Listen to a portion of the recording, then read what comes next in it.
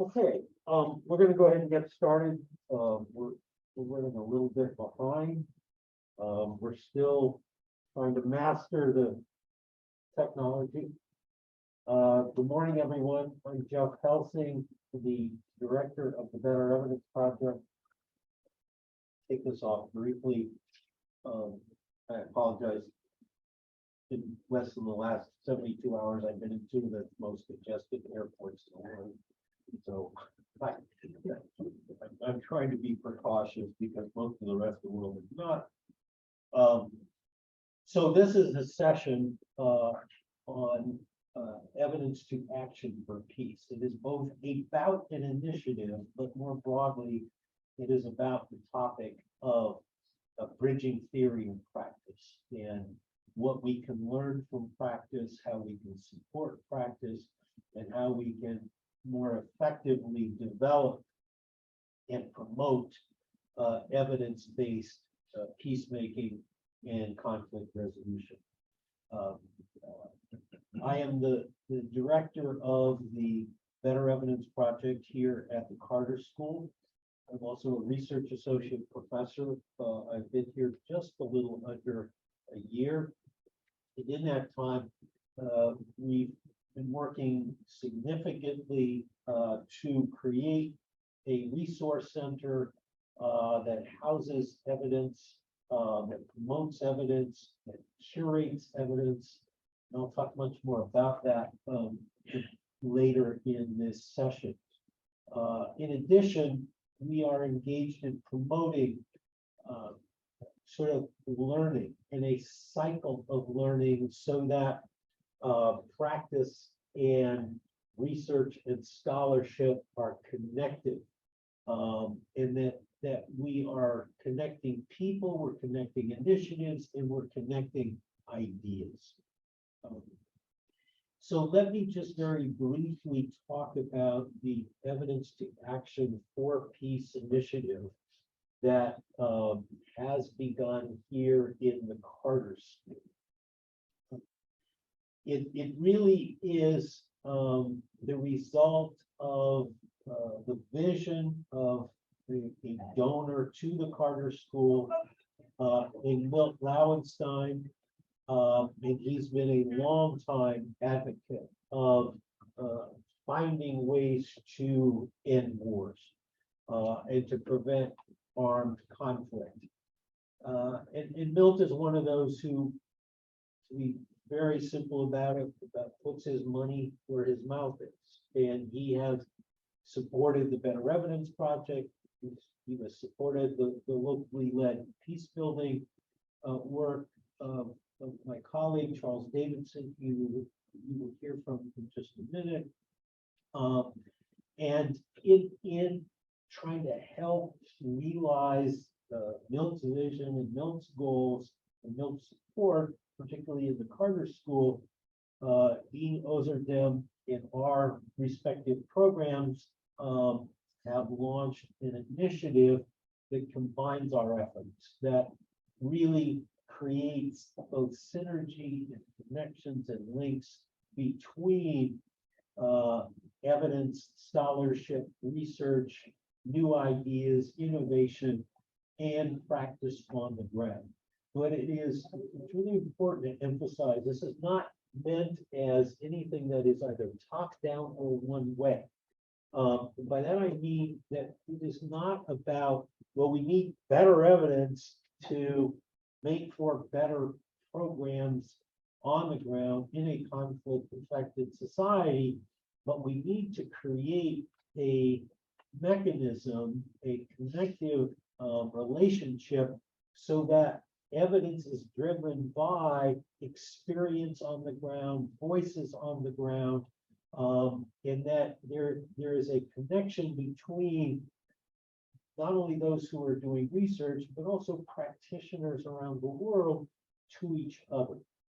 So our goals are not just we need more evidence, or we need better evidence, which is true, but we need more effective evidence, and we need ways in which that we can enhance the impact and sustainability of efforts, programs, projects, initiatives in conflict-affected societies.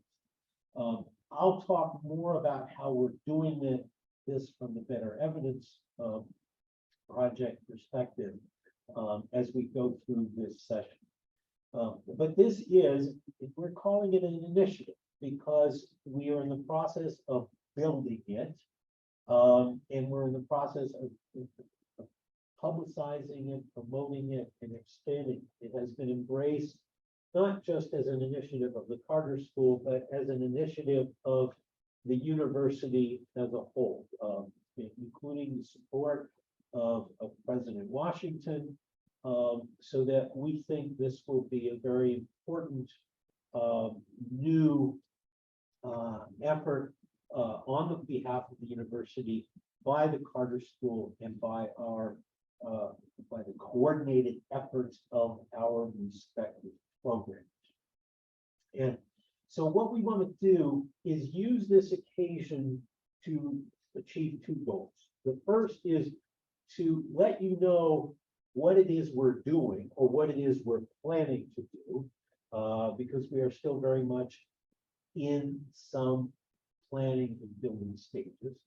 But then secondly, we also want to sort of give you a sense of insights into how we are trying to contribute to the broader peacemaking and conflict resolution fields in the ways in which we are trying to connect evidence and bridge theory and practice. So with that, we will proceed by sort of three components to this session. First, my colleague Charles Davidson, who's also a research assistant professor here at the Carter School. He is the head of the Leadership Institute, or Academy, I guess it's Political Leadership Academy. But it has also been heading up the local led peacebuilding initiative, particularly with the work that he and colleagues are doing in South Kivu, the Democratic Republic of Congo. So when you think of evidence to action for peace, much of the sort of emphasis on the action is really the work that Charles and his colleagues are doing. Then I will talk briefly after Charles about the Better Evidence Project, and particularly the new resource center that we are developing and how we are envisioning our contribution to the advancement and strengthening of both evidence, but also how people can both find and use impactful evidence research and scholarship. And then to my far right is my colleague Ziad Al-Ashkar, who also works very closely with me and my team at the Better Evidence Project. And Ziad is finishing his PhD thesis, and his focus, which he'll tell you much more about and will articulate it better than I do, but his focus is on ways in which technology and enhanced communications can strengthen and contribute to impact on the ground, particularly in the area of humanitarian relief and delivery of humanitarian efforts. And part of what we are doing here is we're not reinventing the wheel, and we have not created something that is just unique in and of itself. What we're trying to do is build on the lessons learned and the experiences of others. In a lot of Ziad's research, sort of helps us understand some of those lessons and where the field is going, because it helps inform our work in the development of our our resource center and how to harness the technology that we have available and the partners we have with technology that I'll explain in a few minutes. So with that, we will start with Charles, and then to focus on the action, and then move back to the evidence, and you'll get a sense of how these are going together. Great. All right, yeah. So I'm Charles Davidson, 2019 alum of this fine institution. I think I may have been the last cohort that still called it SCAR, or is now the Carter School. I'm incredibly, I feel incredibly privileged to be a part of this effort because it really exists at the nexus of my two passions, which is scholarship and practice, or praxis. I came into this institution as a student asking questions like, can I be a scholar practitioner? And it was people like Dr. Susan Allen that really encouraged me to not just accept it, but really lean into it and own that space. This project, what I'm leading in the locally led peace building part of this is not just an effort to make peace in our little corner of South Kivu, which is in a corner of the Congo, but it's to really interrogate innovative ideas about how to do locally led bottom-up peace building better, and to kind of rest on the shoulders of those who thought before me about these ideas, and to collaborate with those who are currently thinking down this path. So the locally led peace initiative truly rests at the intersection of peace scholarship and peace practice. But we're also heavily investigating the intersection of local and international roles in peace building, peacemaking. We started with the local term because the local term is not a new idea. This idea that working with locals out front is not a new thing, but it continues to be, I think, underutilized. And so one of my main goals in the LLP program is to interrogate the methods that are being proposed and to work on methods that have been tried and try to find not only efficacy and new standards in the context of South Kivu, but also to write about and demonstrate evidence for how to do this on a larger scale, to reproduce these efforts and to be able to kind of standardize them for use in other contexts. It does put us into a cycle with the Better Evidence Project because what we're learning from BEP and other, library-based sources writing is how to do peace better in the field. But then the object of this partnership is then to write about what we've done in the field and feed back into the Better Evidence Project. We're kind of illustrating this cycle of efficacy and growth and progress. My background, quickly, I have since the age of 24 been traveling to war-torn countries to learn how to do peace better. There was a lot of learning. It took me to Iraq, Afghanistan, Uganda, Burundi, Colombia, Lebanon, and I went to learn. I went and I shut up and I listened to what was happening on the ground and tried to take stock of how to do peace better. And I got into my dream PhD program, and about the same time I was accepted into the Carter School and came to the DC area to start this program. I also got an invitation to go to the Democratic Republic of the Congo for the first time. There I met with two former child combatants, David Bubasha and Terry Shabanam, front to back on the motorcycle with the goat. They led me out to the bush, deep out into an area of South Kivu where a gathering of armed group leaders was there. And they were talking about the need to demobilize child combatants and to send child combatants home and to stop recruiting child combatants. And though I was asked to speak because I was somehow a foreigner and they wanted to listen to me, I really had nothing to say because I'd never been there before. But what I learned was an absolute compass rose points for my my future in scholarship, that the roots of conflict can be addressed with those who are in conflict, that armed group members are people just like me, and that solutions can be found through listening to those, even those who are carrying arms in the bush. Sadly, Terry on the back of a motorcycle died of a heart attack. It was either a heart attack or a stroke last year. He led a very stressful life, and he had dedicated his life to peace and conflict resolution, especially among children in the Congo. So his comrade David, see here, his colleague, I should say, took over as CEO of their organization, AJBC. And David, because he is a former child combatant, has the ability to move steadily in and out of the context of the bush, and the government and civil society and church and leadership and provincial directors and security forces and the military. He has sort of this street credit, and it makes him an absolute, just, I want to say, necessity to have somebody like this at the intersection of this type of work. So what we're doing at LLP is examining new approaches, innovative approaches, like I've mentioned. These are the 7 that we're presently working on.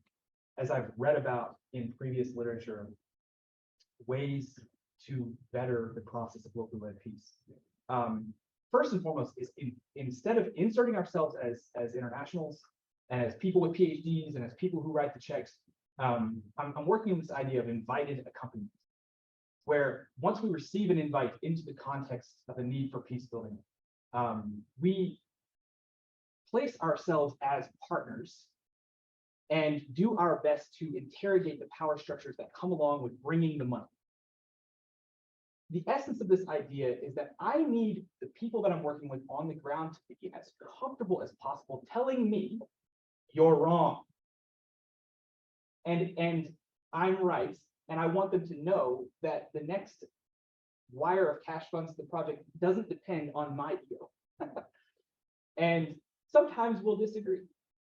And what I'm putting to the test is submit to the disagreement and let that play out. What I find is 9 times out of 10, they were right. And the 1 time out of 10 that I was right, I make it incredibly apparent that there's no fault there. Working with government, despite the costs, kind of literal costs, the money involved in working with the government, what we're finding, and I've reached out to giants in the field who say if the government doesn't buy in, you're not going to get things done. Period. So find creative ways to involve them. Re-examining the role and necessity of money. This is a huge part of working with Milt Lowenstein, who he himself, I think, is really trying to interrogate the role of money in peace building, peacemaking.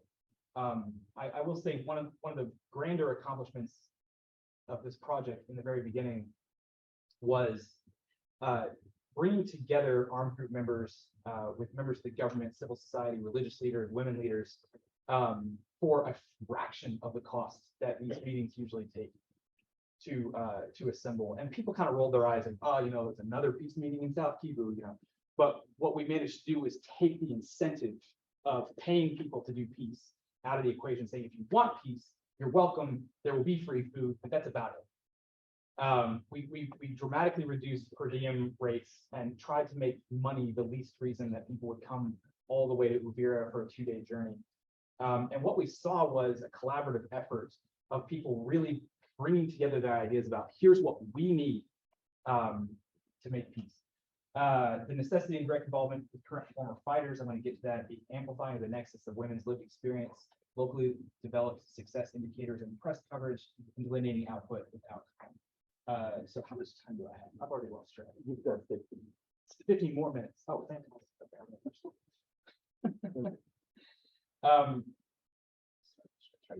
Okay. So yeah, as I already spoke about submission, local strategy, planning, execution, and mediation. The essence of locally led peace building is that peace already exists in the minds of those who are experiencing it. It is our job to accompany them, to try and illuminate paths out of conflict and toward peace and reconciliation, but always putting them in the middle of the strategy and the management, the leadership, and the actual execution of the processes has made this just, in my opinion, an incredibly effective way to go about doing business. As you can see, the team on the ground is welcomed out in the bush. They speak to local armed group leaders on their turf. And we even went so far as after the first gathering back in November, the team on the ground went out to the bush and met with almost every major armed group player in their area and spoke to them about the peace talks and said, how do they make you feel? Did you agree with the conclusions? What did you need as a group to start demobilizing?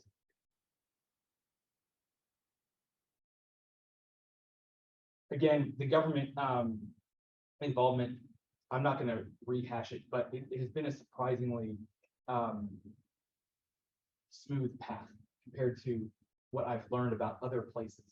The government of the Congo has been incredibly open to the efforts and is even partnering with us. Presently, David and his team are out in a very troubled area, and they received an armed escort by the army, ensuring their protection as they went out to speak with local leaders on the ground there.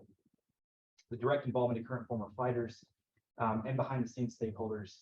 Ultimately, it's the people who are experiencing conflict that are going to have to be behind you in seeking peace, but also they're the ones who have the ideas, who have the planning capacity, who know what's going through the minds of the young fighters who are out in the villages, that know what young men and women need to go back. And if we pretend that we can build peace without those who are actually holding the weapons, we're kidding ourselves, at least in this context. Redefining the role of money, especially this idea of an NGO economy, which is sort of taken over in South Kivu and the Congo in general, where I feel especially compelled to diminish this sort of pay-to-play idea for peace in South Kivu. Renegotiating the role of women, this has been an absolute, it's almost like a slap in the face to the entire process that would otherwise exclude women from their context.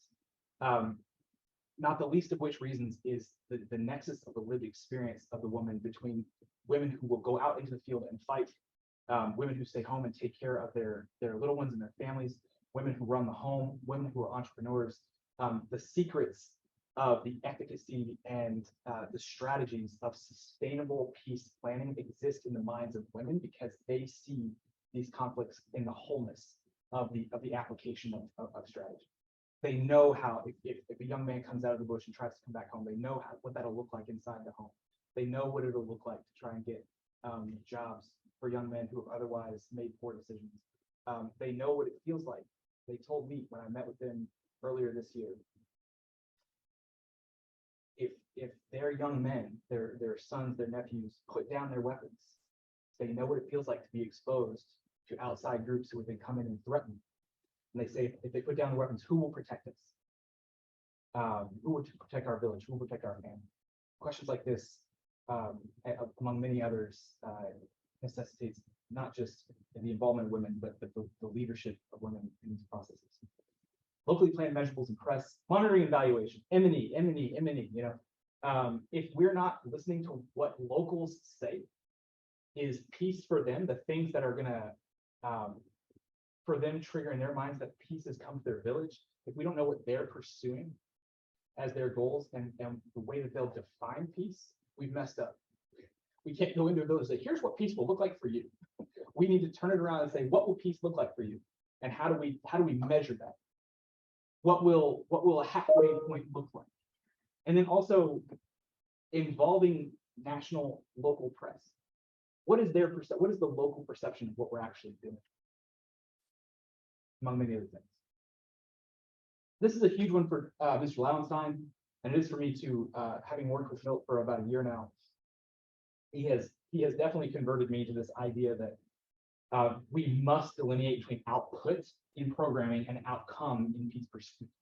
That organizing a soccer game and saying these two groups came together and they played soccer and then they left and a week later they went back to war, that is not peace. That is an activity. And there's plenty of literature that says you have to keep doing that. You have to keep programming. You have to keep, as Dr. Allen would say, you have to keep showing up, right? Which will darn near bring a tear to your eye when you're in this context. So there's nothing wrong with looking at programming as success. You absolutely must look at output as a success, but you have to delineate between that and actual peace taking hold in an area. So far in South Kivu, we went through the implementation of 3 peace talks, one with minor players in government and armed groups, one with that was totally comprised of women, community leaders, and others in these areas, and then the third one, which was one of the larger peace talks that has taken place that involved people from Kinshasa, the head of the PDDRCS, which is the federal government's push toward forming an agency that is in pursuit of peace, especially in the East. Armed group commanders that represented roughly 21 armed groups that were then in alliance with probably around another 60 came to these talks, and we sent teams out into the bush to gather sort of individual perspectives on moving toward peace, and some agreements were signed, which again is not it's not a new thing. But I think what is innovative, and this is going to sound silly, is that we actually listened to what they want. And instead of saying, now here's our programming we're going to do next, we said, what should we do next? We listened, and now we're giving it our best shot in doing the things that they prescribed. And what we're seeing is some pretty amazing things occurring. So we're watching as young men are demobilizing, they're coming home. We have done that through a reintegration strategy where we go to a village, which is at the intersection of a lot of armed group activity. I say we, I mean our team. We sit with the entire litany of village elders and the village in general and say, what is an economic reintegration idea that you have thought of that would benefit your community writ large, and it would provide jobs for the young men and women that are coming home from the fighting groups? And then we sit down and we be quiet and we listen to their ideas for business. And we're using a fairly small sum of money then to invest in these ideas and creating an industry within the village that then produces sociocultural sustainability. The idea that all of that a majority of the jobs are going to people who are coming home, but also they're being shared with villagers that didn't leave. And then the profits of the reintegration investments are then being strategically positioned to be continually and cyclically shared within the village to then reduce recidivism, grow local economies. And then we're even asking the villagers who are agreeing to share a portion of their profits with the next village so that these reintegration programs can self-reproduce. Soft statistics, these are not official numbers, but what we've gotten from villagers is that they said that they feel that there's been about 70% less violence in their area, 90% reduction in child soldier recruitment. In fact, we've only seen evidence of 2 of about 100 armed groups still recruiting children in these areas, and then around 50% in drop in battles, violence against civilians, and fatalities. Those numbers actually come directly from PayPal. One of the biggest challenges, bullet point number 3, is cantonment. There's an idea, I still haven't get my head wrapped around this idea of cantonment and why it is so important in the Congo. Cantonment is not an idea that is limited to the Congo. You see this in armed group reintegration around the world, but it seems especially important to the Congolese. And the government has agreed to provide this sort of halfway space, a cantonment camp where armed group members leave the bush and they go to this halfway space where they receive kind of communal reintegration, psychological evaluation and help and food and clean clothes, and then they prepare to go back into the villages. The government has thus far struggled to start these, but they haven't given up hope. We still keep hearing from the government, we're going to do this, we're going to do this, we're going to do this. And they've started talking to us about how our programming can formulate these halfway spaces so that the government can help these armed group people, armed group members experience these halfway points. That's kind of where we're at right now.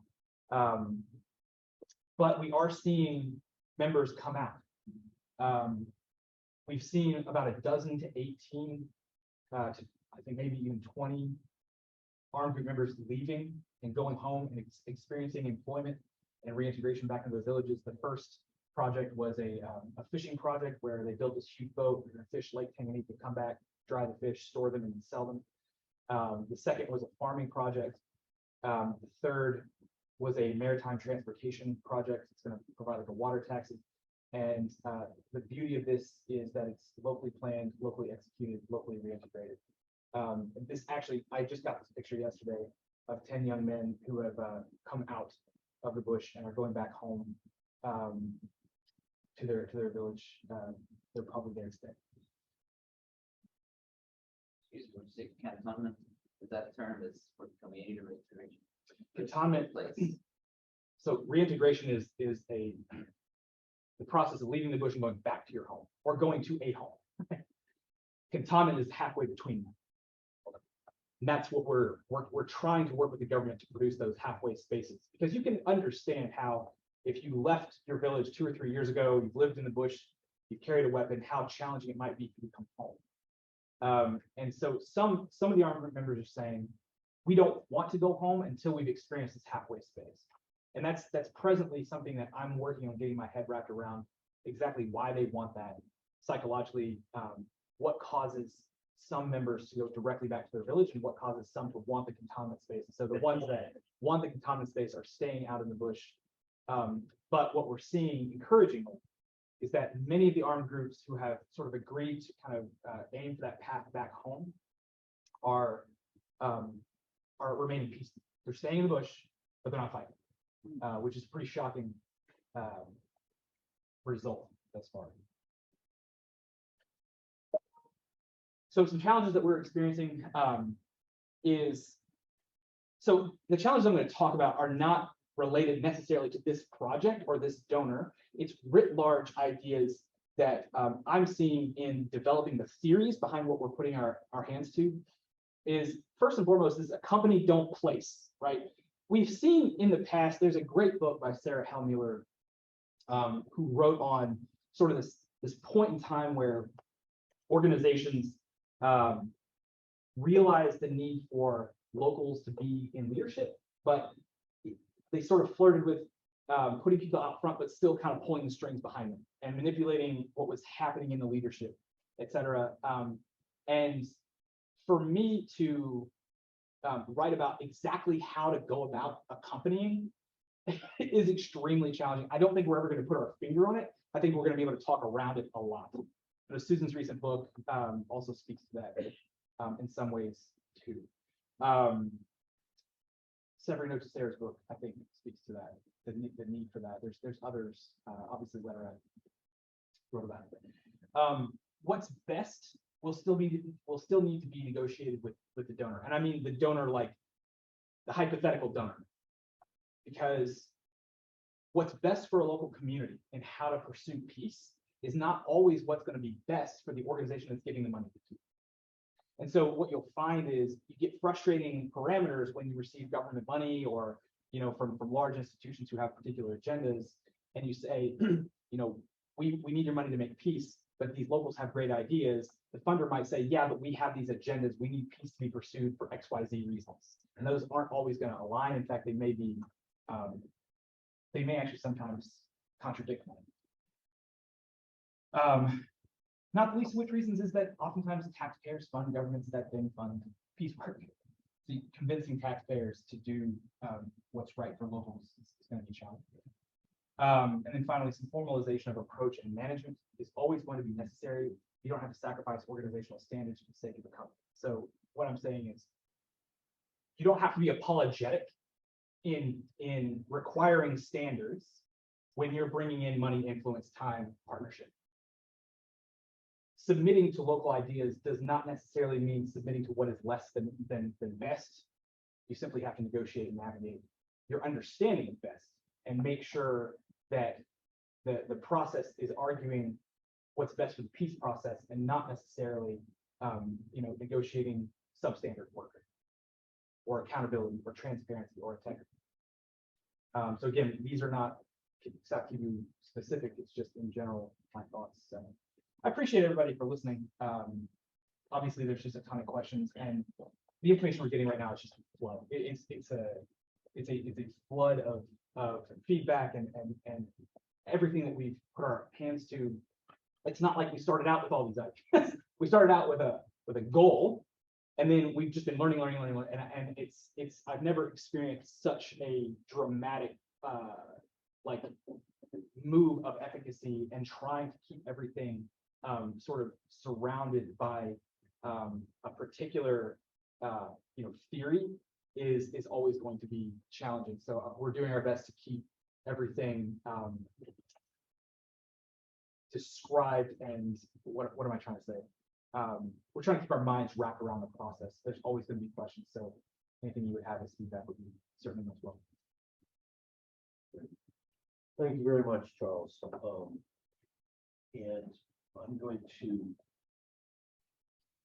build on what he's just talked about and, in a way which I hope to give you some flavor, a sense of how we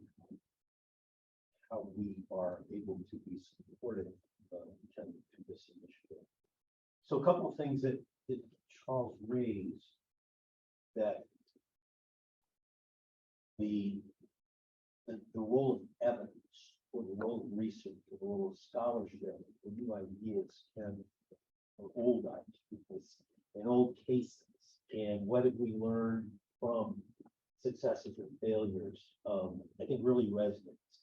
So two things that he mentioned that just jumped out to me, I think, which are illustrative of this connection between evidence and action.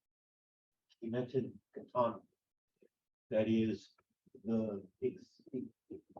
where has it worked? In what ways? So the country that jumped to my mind, even though it is a very old case, were some really interesting lessons in Mozambique. And when armed groups laid down their arms, they actually went to camps set up by the UN as a way to reintegrate them back into the society. I'm going to stop there about it, because what we need to do is make available lessons, information, ideas, past experiences, not because they provide a solution. It's, what did we learn from it? What could be learned in South Kivu from Mozambique? Because there were many mistakes. And in fact, some really important changes in policies about disarmament and reintegration occurred because of some of the problems that existed in Mozambique. And as I said, it goes back decades. The other thing that you talked about, well, bringing people together, contact theory. How valuable is the soccer game between young people from two different communities or sides or religions or whatever it may be? What have we learned about contact theory? Okay, if the soccer game is not enough, what can make a difference? And there's some research and there's evidence to show it's really about the development of problem-solving patterns and relationships, so that there's an ongoing process of collaboration that communities can fall back on.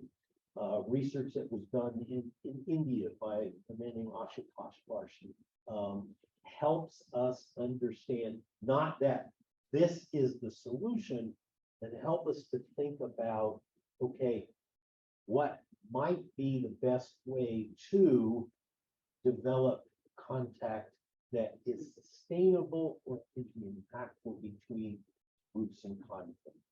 And the reason I'm mentioning those is just that part of the challenge we have is not we need more evidence or we need just better evidence.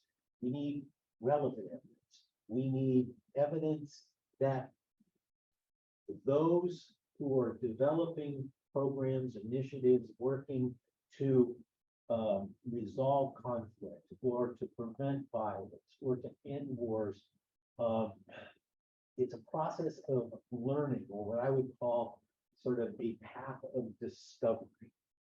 It is not about coming into a place with solutions. And that gets to the importance of both listening, but also being a resource. My background is I spent almost 23 years at the United States Institute of Peace.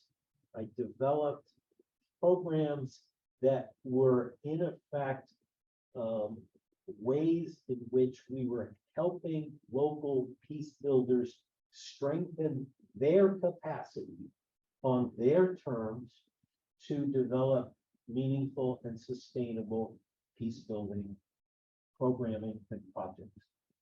The question I often got first when I went to listen was, and sometimes it frustrated locals to say, no, I'm here to listen. Because oftentimes their response would be, well, tell me what works.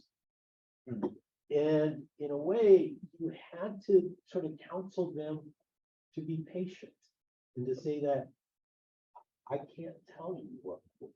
I mean, I can't. It would be easier. It's just, yeah, we'll throw money at something. We'll tell you, yeah, this is the kind of programming you need. Fine, makes my job easier. But it would be counterproductive. So it was a process of collaboration in which we would say, we can provide you with examples or cases, perspectives on what has worked or not worked in other kinds of situations. Some of which really reflect or mirror what you're going through. But it's too simplistic, it's too easy for you to say, oh, problem solved, that's what we need to do. It's about refining things, learning from what may have worked or didn't work somewhere else. And oftentimes what was really important was to stimulate their thinking, their discovery, their innovation. And one of the ways we used to do that was, you can't show up as an American or a male or an older person when you really they need perspectives that come from other places. So trainings that I did, we created, would have a multiplicity of perspectives. Religious, someone from a different religion, people from different countries, women, men. One of the most interesting trainings I ever did was with a group of student council leaders in Palestine. They were all young. And the female student council leaders who were on that were quite young. Most of them were in their teens. The males tended to be about 10 years old. Most of them, they were in their teens. And they wanted to understand, what do other youth, how do they deal with this, where there's violence? And they kept asking me about Northern Ireland. And I said, I can't speak to it. But what I will do is when I come back, we'll bring a Northern Ireland team. And so I went to folks I've been working with in Northern Ireland, and I said, I need a team that embodies, I need Catholics and I need Protestants. I need male and I need female. I need a bit of different age groups. And sometimes be careful what you ask for. This one young Protestant young lady, when I first met her, I met all the other two, but I hadn't met her. And I met her at the airport in Tel Aviv before we went into Ramallah. And she was 16, Protestant, about 4'11", blonde hair, and she looked like she was 12. And I thought, I just made one of the dumbest professional mistakes of my career. I said, I can't. But I started talking to her, and she was remarkable. So I introduced her to these young women student council leaders, and they hit it off. Because what these young women needed, young Palestinian women needed, was a different perspective. It was important for them to hear the challenges that this young lady had faced, who was their age, who was you know, how do you get taken seriously? How do you have your voice heard?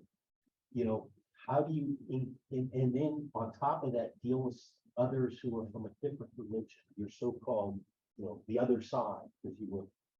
And it's not that Palestinians then incorporated this Northern Ireland solution to their issues. It's that it gave them confidence to know, yeah, this is possible. And we can tailor it to what our needs are. And the success of the program was to prevent Palestinian on Palestinian violence on college campuses throughout the West Bank, and it worked.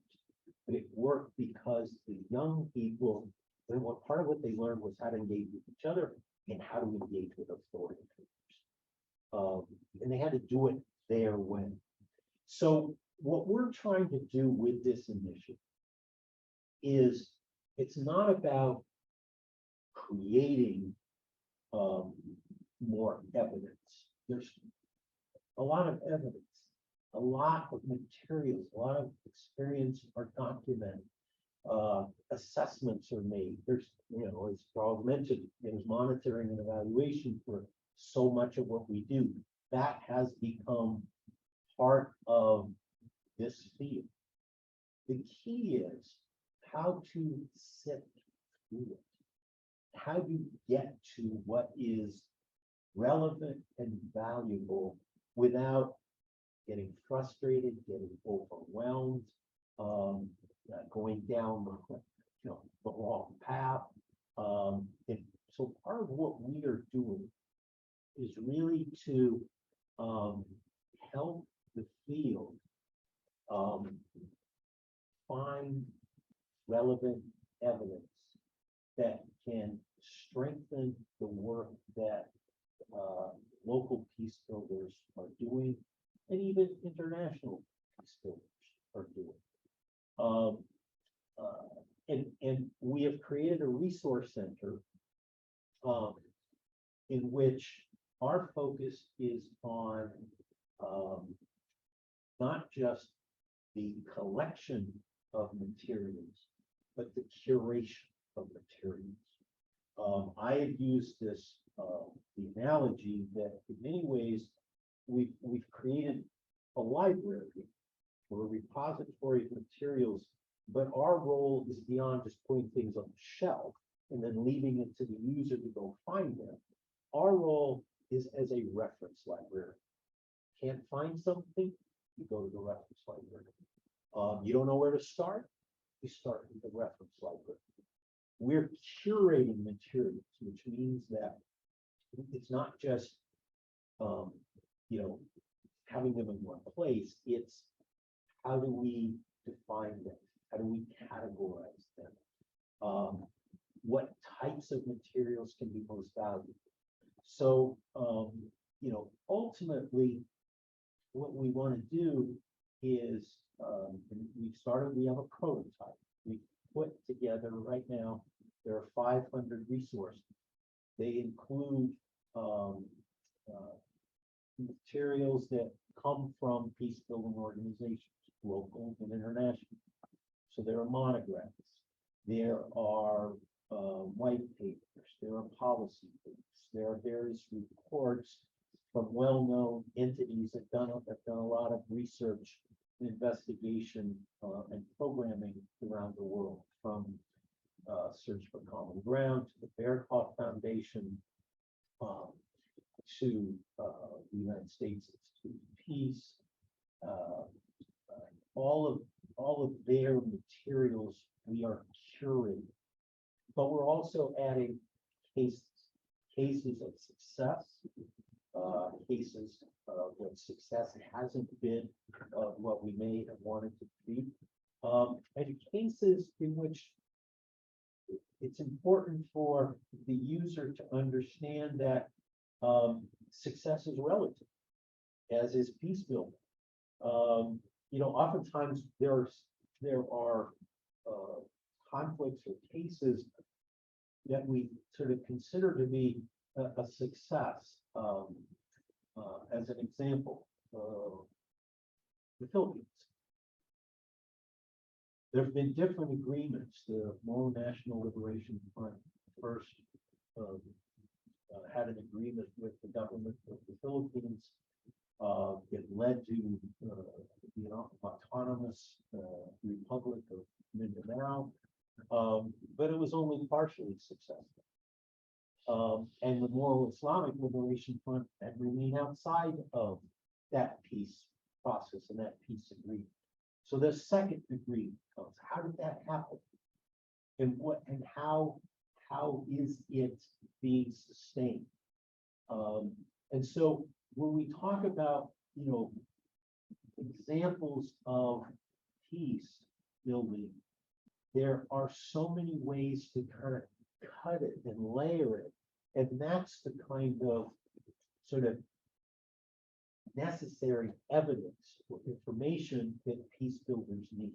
You can't just put the Philippines up on a shelf, or you can't just put Northern Ireland up on a shelf and say, oh, fine, peace agreement done. Now we move on to the next conflict. Because the implementation, the need for sustainability is an ongoing process. So part of what the field is challenged with is we're continuing to learn, and we're continuing to need to apply what is relevant as evidence of going forward. So for the evidence to action for peace initiative, let me just very quickly, finally, just talk about what we're trying to achieve. Overall, we want to reduce violence and conflict-affected societies. If we think the contribution of information, learning, evidence can do that. But it's also important to amplify local voices, local resources, or local research, so that broader audiences, global audiences, are learning from that. That the peace building community is engaged and better understands locally developed success indicators for research, scholarship, or narratives. And that's the important part of elevating evidence and part of the essence of what we're doing is that this is a two-way street. It's about connecting the local to the global and vice versa. This is not about, providing people in South Kivu with the solutions they need, the evidence they need, but to learn from and reintegrate and reincorporate the lessons, the learning that's coming from the very work that Charles has described. And in order to do that, we need to create a hub that connects the global peace building community, both locally and globally.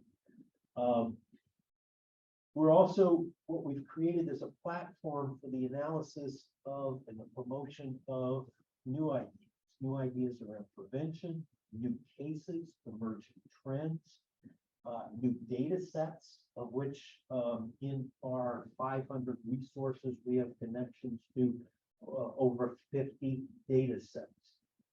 So as I talked about early on, there's a lot of data, there's a lot of material. And part of the challenge is how can the user get to the most relevant data? So one of the things that we are doing is we have entered into a partnership with Amazon Web Services to help us create the most robust, user-friendly search engine possible. And that's what we think is key to that will make us both different and contribute to the broader field. It's not just the sort of collating of evidence. It's to help people get to the most relevant evidence that's going to have an impact. It can't just be, you just keep piling stuff into the resource center. Because as one person who said to me about a month ago, who is both a practitioner but also just finishing a PhD in Europe, her point was the stuff's out there. And she said, you know, at a minimum, you can use Google Scholars and, you know, with a lot of effort, you can find things. But you may be missing a lot and it takes forever and it's not very efficient. And the search engine, the ability to get to what is most relevant and to have a taxonomy and a typology and coding that can make the connection to evidence much easier is a very important part of our task of what it is we're trying to complete.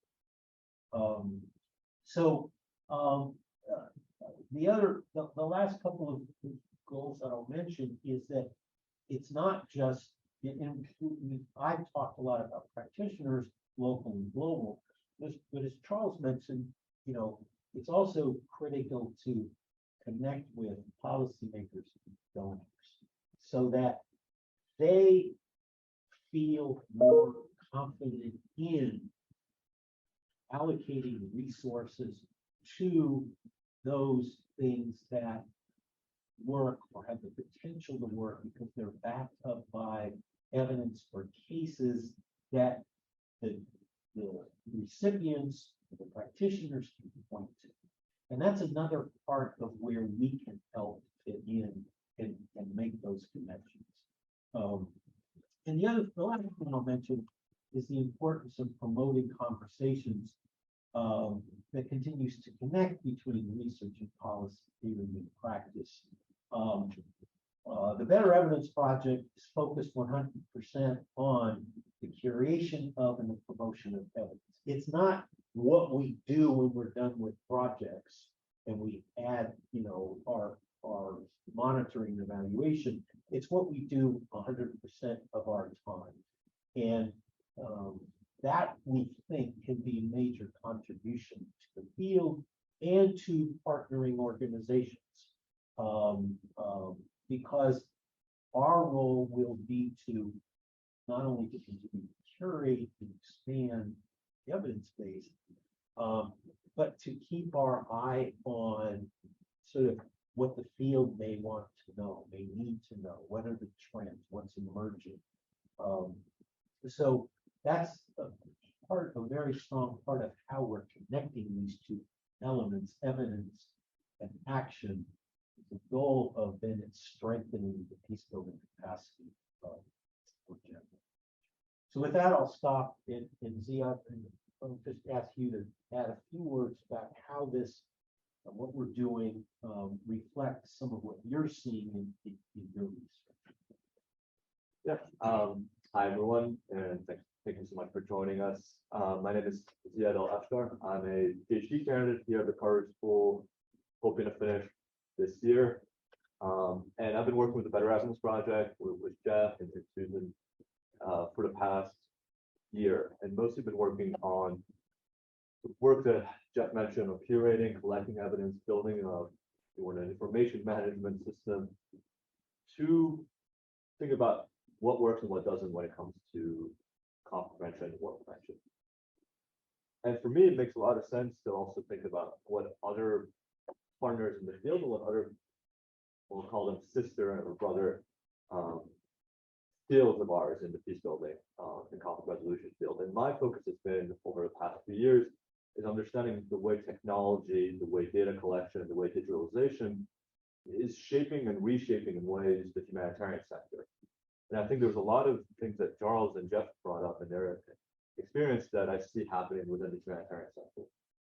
There's been a big push, at least in the past 5 or 6 years in the humanitarian world, towards something called localization and the localization agenda. And part of it is this discussion of that more funds have to go directly towards local actors and local people who are actually responding to disasters, who are actually the first responders, they're the front line, they're the people who know best. But the second thing is this question of knowledge and the question of who knows best about what happens, who knows best about their community, who knows best about decisions that they can take. And it's 97% of the time, it is the local people. It is the locals who have the lived experience, who have seen how the crises have unfolded, seen how the disasters have unfolded. They know the system, they know how to operate within it, they know the problems. And like Charles was saying, most of the times they know what the solutions are. And so I think the challenge has been from the research I've been doing is unfortunately because of technology, because the way knowledge and information has existed so far is that a lot of it remains very top down. And in my work, I kind of take this approach that was really brought up by this political scientist in the 90s, and this notion of kind of legibility, which studied the way kind of how the state was developed, very top down, organizing everything in a way that made sense for the state or for the government, for the large scale institutions, but it might not make sense for the local communities because local communities operate and work in different ways. There's webs of complexity and interconnection that may seem messy from a very top-down perspective, but it works, and that's what makes sense, and that's what survived for hundreds of years. And I think the big challenge that I'm seeing was this kind of push for digitalization, was this push towards technologies that oftentimes we try to simplify things that are actually very complex, and by trying to simplify information and simplify knowledge, we actually lose the value. We lose the meaning of the information and data that we're trying to collect. And we end up making decisions, spending money, spending resources that don't lead us to the outcomes that we want. And I think a lot of it is that we're losing track oftentimes because we're not listening to people. We're not learning from people. We're not involving people in the decision making, in the learning, in the knowledge generation and the knowledge production. And so I think there's a lot of similarities that I see happening with the humanitarian sector that we can learn from in the peace building and conflict resolution work. And one of the things that I'm very much looking forward to as we build up this new way in this research center, the better end of this project is how do we continue on helping, collecting and producing and supporting the production of local knowledge? How do we elevate the voices, and how do we actually seek power in many cases to the people who are most impacted, to the people whose lives are impacted by conflict, impacted by natural disasters, impacted by corruption, by political violence. I'm Lebanese, and I want to take it a little bit on a tangent here. I grew up in Lebanon. I'm a Lebanese citizen, and I've seen how, oftentimes the international approach to a conflict or international approach to a solution doesn't work. That conflict and corruption and different foreign interventions oftentimes are not a solution to a problem, but oftentimes can exacerbate the problem. And what we need more is less necessarily direct international involvement, but how do we empower the voices of the people on the ground? How do we support the local communities who are operating in incredibly tough circumstances? How do we support them and help train and help provide the resources that they need, and not the ones we come and make assumptions of? And so I think part of the exciting work that this Evidence to Action for Peace initiative will hopefully help is not make assumptions from the get-go, is promoting a listening culture, promoting a support culture, promoting evidence that gets generated by those who are living through these experiences. And I think one of the nice things, and one of the things that we're being very mindful of as we develop and as we build this resource center, as we go through building this initiative, is how do we help them connect different people together? How do we help connect different organizations on the ground working together? How do we make sense of it all? Because I think one of the other things is, for different communities, peace means something that it might not mean the same for another community. Conflict, the way people live conflict, even within the same country or the same, village or same state, is different. And I think the challenge becomes then, how do we bring these different groups together? How to bring the knowledge and the lived experiences together in a way that is productive, in a way that makes sense, in a way that's sustainable, in a way that we're not as external actors having any undue influence on it. And I'll leave it at there. I think looking forward to any questions, but this is well, I'll stop. Thank you. Questions, comments, contributions? Heavy rebukes.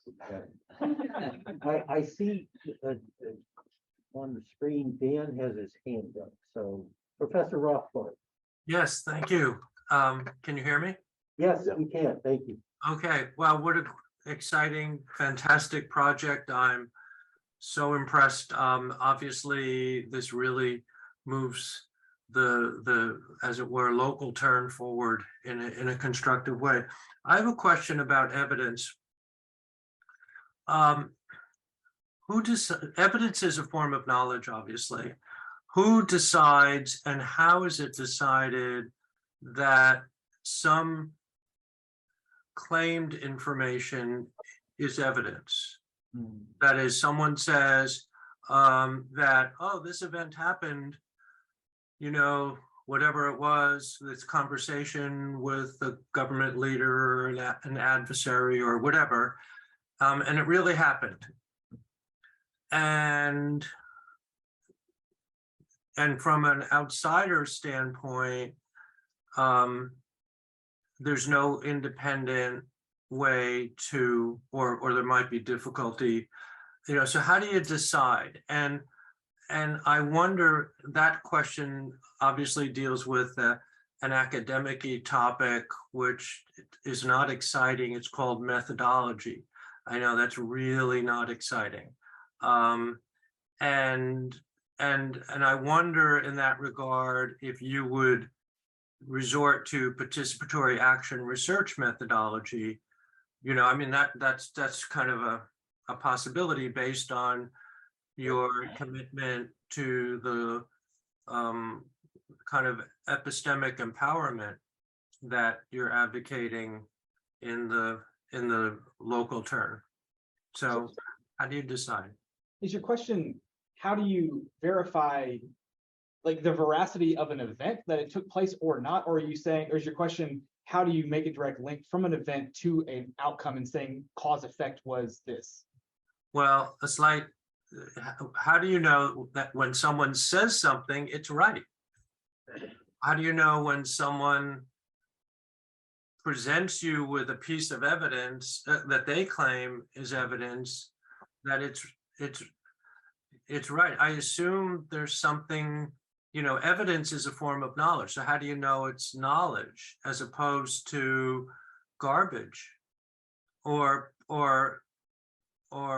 contaminated? I mean, you know, conflict actors might be partisan at times. And is there, you know, is everything taken at face value? Everything that they say is knowledge is knowledge. So it's not a question of whether the event, I'm not asking whether the event happened, although that's, you know, relevant maybe to my question, but how do you judge, you know, or is it everything that the conflict, you know, the participants say is taken as true? So I'll start from the perspective of like the actual practice of it. We just hired an incredibly competent postdoctoral fellow, Hogai Aryubi, who has come in and just made waves in the past 3 weeks of her work. And something that she asked me was fairly related to this. And from the practice perspective, you know, we talk about triangulation. This thought is not new, right? Just gathering evidence from different angles and seeing where they intersect. And we just sat down one day on this big whiteboard and said, what are the various ways that we could interrogate the veracity of a particular piece of evidence in so many different ways that its falsity would be ruled out by just the sheer quantity of perspectives. And so, you know, the obvious was just completely detached data like ACLED, hiring a third-party research team, which we've got a call out for right now, on the grounds, discussions with community leaders, quantitative monitoring and evaluation, where it's a 1 or a 0. But then the fifth one that we've been kind of working on, and I'm sure this isn't a new idea, I just haven't researched to see if anybody else has done it, but we're going to call it the perspectives model, where we're going to interview 5 different people from the same village who occupy different places in the village, from like a village leader to a military member to a former armed group member to a woman entrepreneur, and ask them the same question, and have them talk to us about their perspective on how a certain event impacted their village, and see if the same exact event had the same impact on them in the same way. And so, we say like, these armed group members came out and they got jobs and now everything's peaceful. But a woman says, but they're causing a huge disruption in school and they've been violent in this way and that way. The reintegration may have literally taken place, but the effect is much more nuanced. And so that's why we're trying to hit the same question from as many angles as possible. Again, none of this is new. That's just how we're dealing with it from the LLP side. Okay, thank you. Well, and one other thing I would add to your point is that it's both verifying, in what Charles mentioned, the difference between output and outcome. It's both verifying the data and the output, but then how do you confidently assert the outcome? In other words, in this relates to the question about methodology, which is how can we be confident that what was done led to a particular outcome? What was the causal relationship? And that's more difficult, and it's also difficult to then be able to confidently say that what made it successful were a number of variables that were at play at that time and that place. And does that mean, therefore, what does that tell us? It is evidence, and can it or should it be replicated elsewhere in the future? How does it have to be adjusted?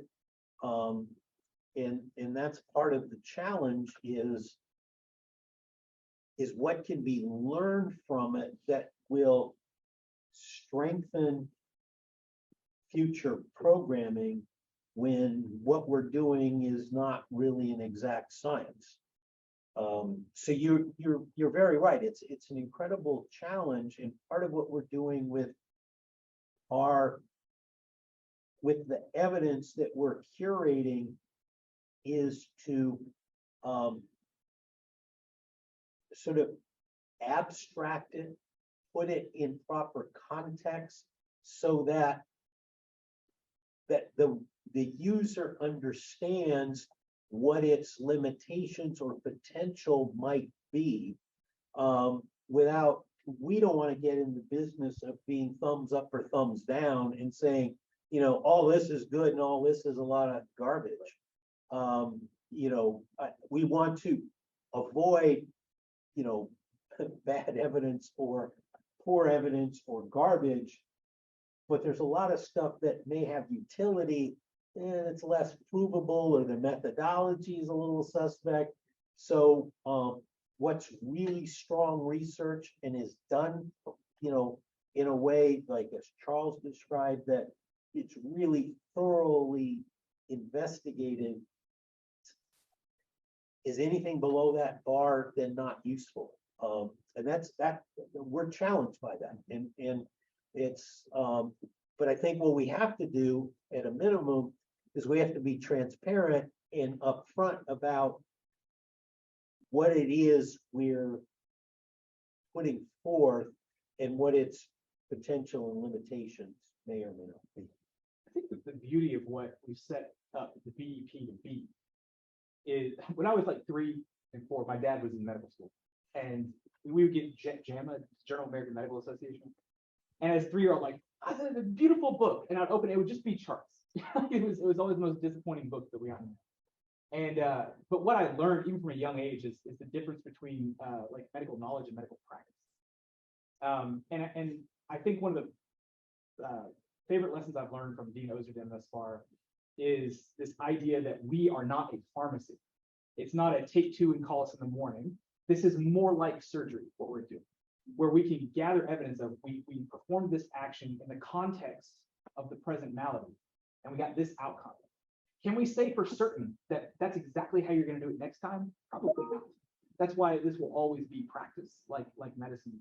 But I do think you do it enough, and you contextualize enough, and you talk about past maladies enough that you can get predictable results on the back end in the same way that a surgeon might lean into a certain procedure the next time they are operating. So I don't know. To me, it's an extremely exciting place that we're in, where we're saying we don't know, but we're gonna demonstrate enough patterns to where maybe we can produce results the next time.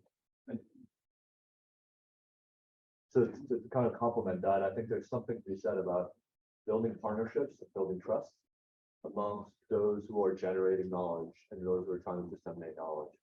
I think something in our field that we often, we know this, but because of being conflict practitioners, peacebuilders, but trust plays a huge role, not just in being able to get to setting up peace agreements or setting up or helping build, a clinic to respond to disasters. But there's also trust about the information that we share and how we share it amongst each other, and what kind of information we get to disseminate. And I think one of the things we're looking to do is to help build these partnerships, build these collaborations where there is trust, when there is trust to be able to share that knowledge, and trust that the information that's being shared is both valuable, truthful, and could be meaningful, impactful evidence, however we define evidence. And we lost. And there's also a need for accountability. Yeah, that's an important part of it as well. No question? Thank you for the presentation. I was wondering if the profile, the potential peacemaker, mediator, person, practitioner, has a lot to do in the interaction with this information that you're curating, presenting. I mean, you can find the right information, and it kind of fits the field, and you build the body of knowledge that you can apply into the field that you want to be a part of. Then your personality gets in the way. So I'm from Colombia. I work with the nonprofit sector there, and I based a lot of my work when I started in a case study from a colleague in the Dominican Republic. So I went, of course, I was way more mature then. I was thinking, oh, this worked for him, I'm going to try it, I'm going to play it. And then years later, I can say, well, we were so different. Just, I needed something different. So it's maybe too much to ask, but for an algorithm, but the profiles and personalities and types of leadership and all that is important. I would probably mess up. You talk a lot about listening, and it would be easier to just give them the answer. That's like, this is what you do. Yeah. So is there interaction between personalities and body of knowledge? Is that a possibility? Yeah, Susan. Hi, Susan Allen. I'm also faculty here. And your question gets to something I teach when I teach for public practice. That each of us carry our own positionalities, our own personalities, our own different strengths and abilities, and frankly, also we all have our own different weaknesses, and so that affects how we can be in peace engagement, where we can be effective, where we can be somewhat effective, where we just are not so. It's what I do as a woman. What you can do as a man in some contexts. What I will do speaking Russian, maybe different than what you speak Spanish, right? And so we have these differences in what we can do, and that affects how we are with these different approaches. What Charles described of really listening and following vocals takes a deep ability that one of the most developed, right? It's difficult.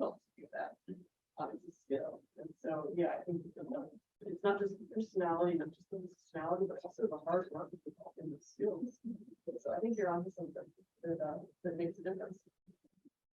Yeah, I would even encourage, like, if there was a study developed or a database, the transitional nature of personalities within the field. Because humility will be learned either the easy way or the hard way.